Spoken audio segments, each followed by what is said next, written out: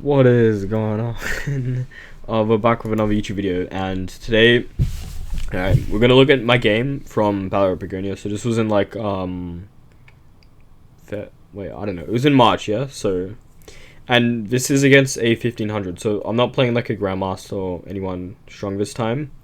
So, but I thought this was a really instructive game, and mainly to do with weak squares and the principle of two weaknesses, and also like general flamingo play. So yeah, so d4, knight f6, c4, e6, knight f3, bishop b4. So this is a Bogo Indian, which is the flamingo pretty much the way I played it.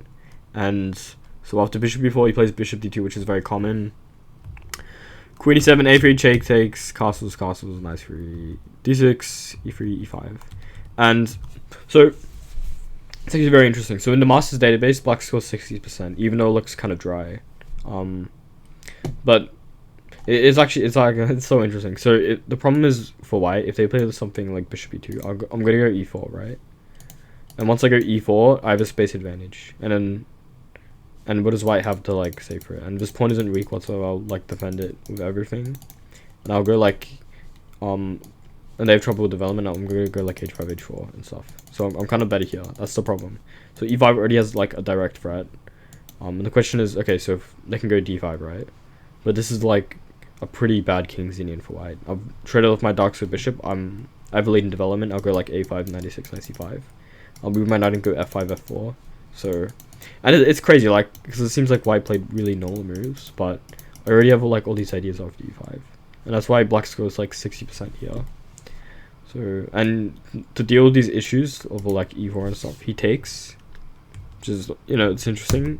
He takes and then he plays e4, and this is like where the game starts, and it's where we gotta like start thinking about how the nature of the position has changed once he plays e4, and how it's changed. The d4 square is weak, right? And this is literally what we're gonna like eat on the entire game, and it's how you beat like 1500. Like, you get these weaknesses that they create. They don't realize how bad this is, and you play around this, and then if that doesn't work, then you find something else to play with. Which I mean, it probably sounds weird, but I think it'll make more sense later. But I start with c6, of course, because I like. So this square is weak, right? But this square isn't weak because I can play c6, and I don't want him to get a knight to d5. That would be kind of annoying. So c6, of course, bishop e2. And now I'm going to fight for the d4 square. So bishop g4. This knight's controlling d4, so I could literally take this. Like, after castles, I could take here, which would be like a good move. Even though it seems a bit strange, because it's unprovoked. But the bishop is really awkward on f3, and then I'll be fighting for d4.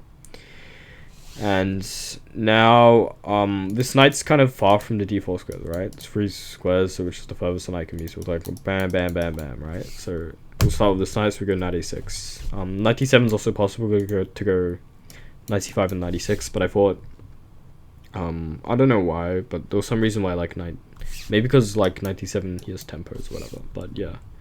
He plays b4, which is, it's probably like, it seems like just, it can't be that bad, it's just improving his position, but it is sort of weakening, and it's like something I can play around, so I have more weaknesses, right? a3 pawn could be like soft in the future. Something here could be like soft if you in like a queen endgame or something, like you can get a queen here and start eating all these pawns. So it's kind of weakening, and it's also like something I can eat, like it's like a hook, right? I can play a5 later.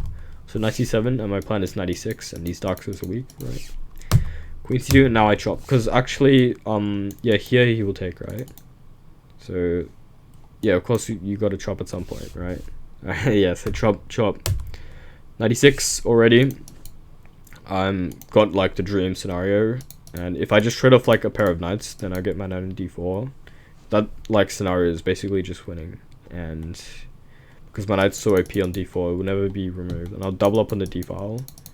I'll remove my knight, and then I'll put the rook in d4, put the knight in f4, maybe go like g5, g4. I just have like so much control of the board. But so he plays knight e2. So for now, I'm not going to get my knight here, but his knight and his bishop are now like extremely passive, and they kind of stay here. We'll stay here for the rest of the game. And here I play a5. So it's like, it's just a good move. It will activate my rook, I'm forcing him to make an uncomfortable decision, so I'm attacking the b4 pawn, right? If he plays rook b1, it's passive, and I could take later and open the a file. Give it like my rook to a3 or something. I mean, if he plays like this, it's just obviously pretty awkward with these rooks here, so a5 is a bit annoying. He plays c5.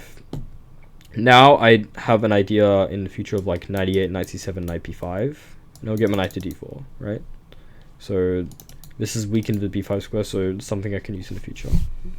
With c5, rook f d8, just logical move, rook a1, and now g6.